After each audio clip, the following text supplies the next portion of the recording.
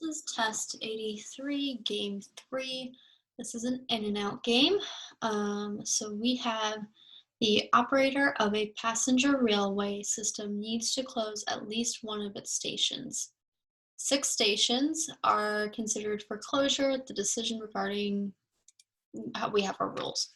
So basically we have L, M, N, P, Q, and R.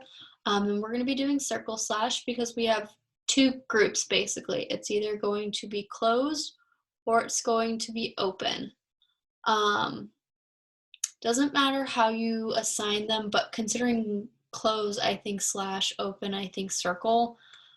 That's what I'm going to do. Close, open, basically like in, out. So that's how we're going to be doing that. So we know that we have to have at least one slashed.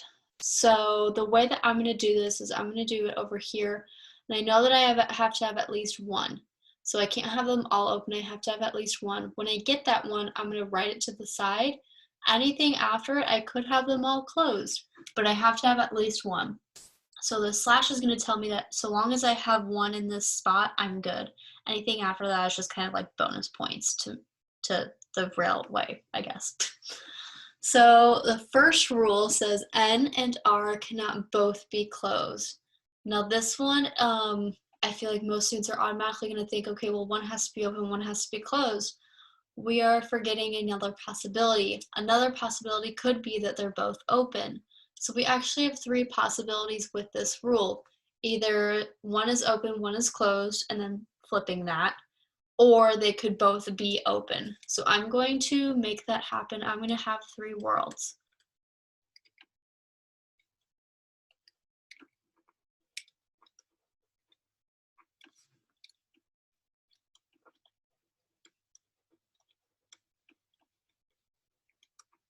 So I'm going to have one world where I have one open, one closed, and then we're going to flip it. So we're going to have the other one open, the other one closed. My other possibility is that they're both open. Okay, so that's that rule. I'm going to write to the side the ones that are closed. I'm going to write that to myself too, closed. So then I know which ones are closed and then I at least have my one. So in world 1 and 2, I already have my first one closed. So in both those worlds, I've met that condition, that rule that I have to have at least one. But in my third world, I don't have that yet. So next rule says if N stays open, then L must also stay open. So we go all the way back to our first world and you ask yourself, do you know where that conditional variable, that restrained variable is, the one that's preceding or if. So if N stays open, this is happening in this first world. I know what happens. Then L must also stay open. So that means we can circle L. Going to my next one, do we know where N is? We know that N is closed. And so because N is closed, we can't do anything else because this rule only pertains to when N is open. So we can actually move on. Our third world, though, we know that N is open because we've made it so. So we know that the rule applies, which means that we can automatically circle L. Now what's really nice is that we didn't have to make any other worlds for this rule. And the reason is because we knew where our sufficient variable was. If we had a world where we didn't know if N was open or closed, that's when you make a world. When you don't know if your if variable is either in or out, you make 2 worlds, so then you do know where it is. But in this case, we knew where N was for all 3 worlds. We didn't have to do anything.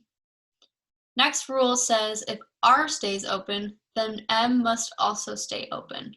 So this is going to be very similar because we've made our worlds to where we know where N and R are. So in world number 1, R is closed, so this rule does not apply to this world. So we can move on. In world 2, we know that R is open, which means that M must also stay open. So we'll circle M. And next one says that, or sorry, my third one, we know where R is. So then we can circle M because R is open. and that means M must also be open. Really pretty easy. I would say one thing right now, just as an observation, I'm not going to really do anything because I haven't done my last rule yet.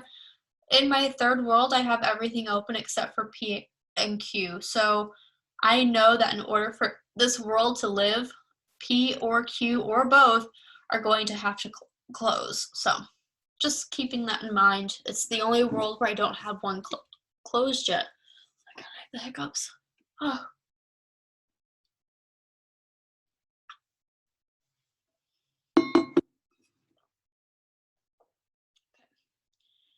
Next and last rule says L and R cannot both stay open.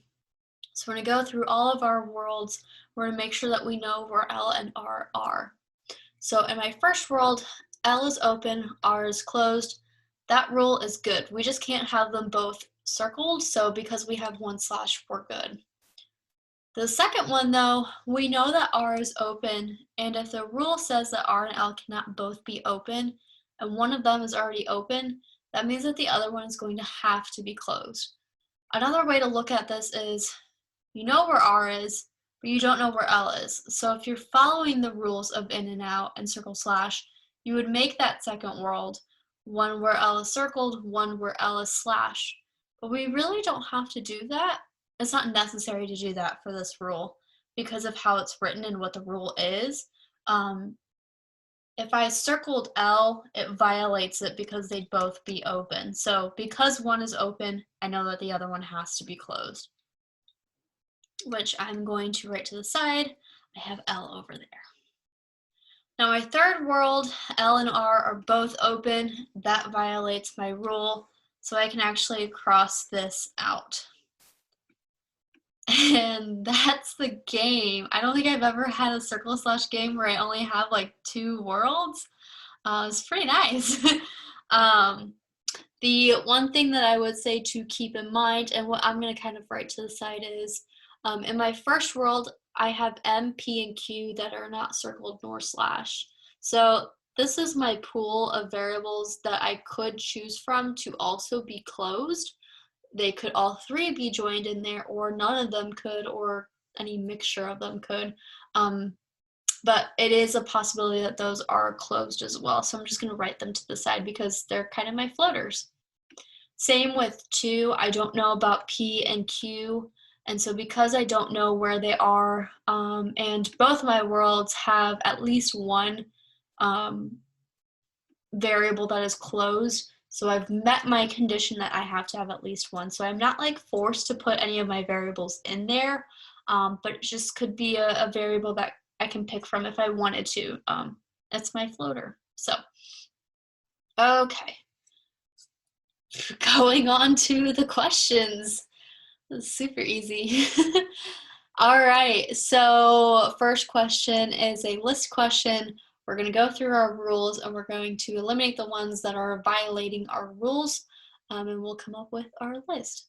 So first rule says N and R cannot both be closed. Now, one thing to notice with this question is it says that can both stay open. So this is kind of like a partial list. So basically when I'm looking at this, I'm reminding myself that it has to be open. So that being said, N and R cannot both be closed, which means they could either have N and R solo or N and R together. But we can't just not have N and R. We have to have at least one of them, which is why A is eliminated because they don't have N and R in that one. Everything else is going to have at least N or R. Ironically, we don't have any. Oh, did we eliminate the one where they were both open? We did eliminate the one. Okay. Duh. Next one, if N stays open, then L must also stay open. So because this list is about the ones that are open, I'm going to look through. If I have N, I'm going to need L to be in there with it. That eliminates C. Okay. Moving on, if R stays open, then M must also stay open. So if I have R in my list, I have to see M with it, which eliminates B. And next one, L and R cannot both stay open, so we can't have them both in there. We have to have either or both slash based on that rule, which eliminates E. So my correct answer is D. Okay, moving on.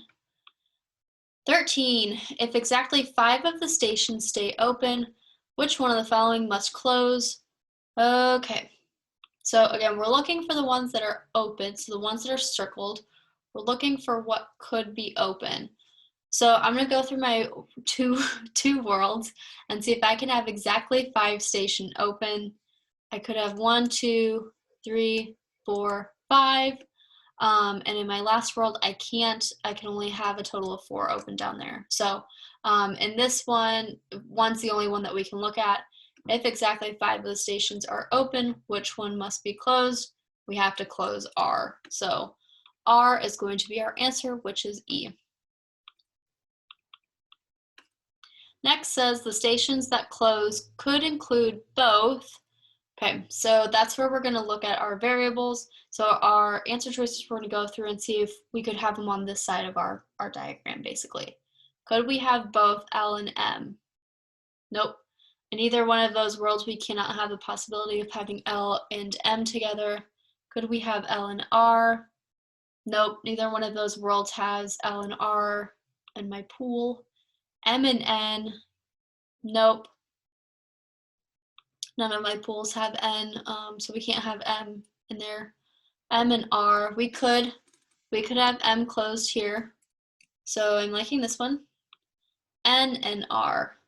Nope, we don't have another world where we have N and R. That could be there. So my correct answer is D, M and R.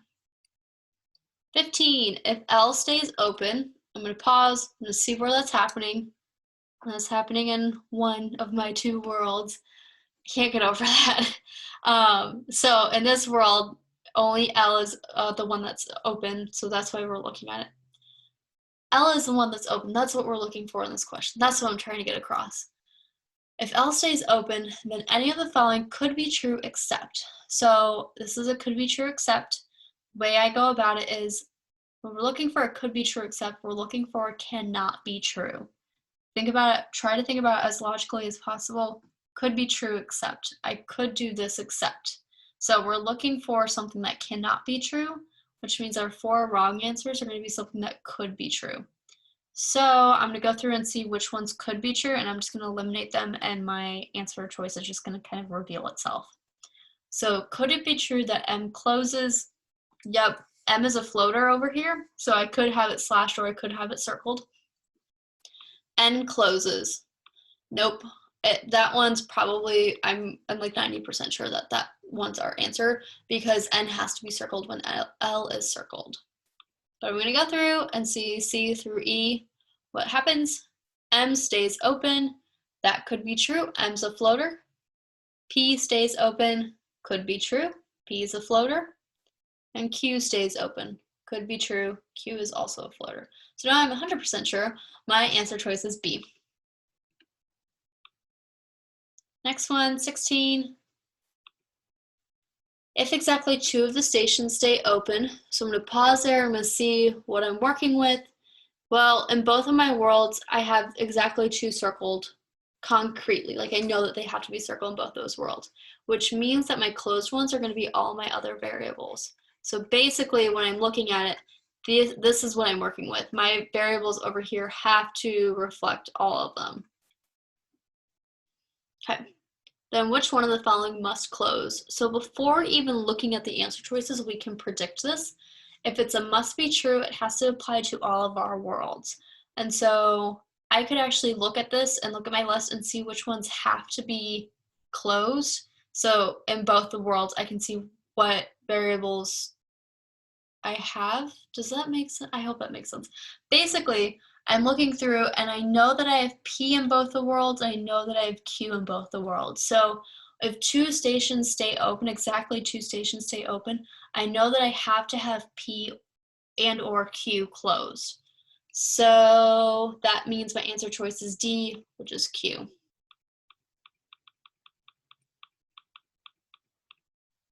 Okay. this one the same game? Yeah, okay, 17. So this is a substitute question.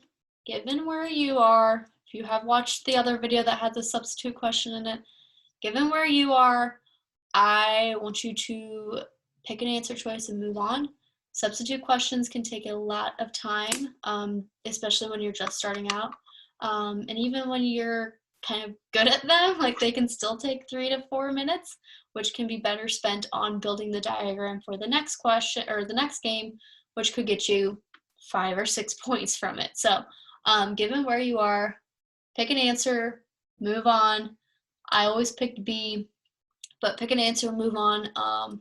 And once you get to the point where you are only missing substitute questions, then we can talk about it. But until then, your time is better spent skipping them and actually just going on to the next game, because you'll more than likely get more points that way. So I'm going to skip this one because I don't want you to worry about it.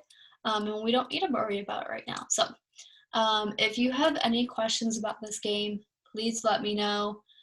I think this game in general was, it was fairly easy, but it definitely had some challenging rules. I think if you didn't think about all the possibilities, you'd be missing out on some worlds, or you might have left in that other world.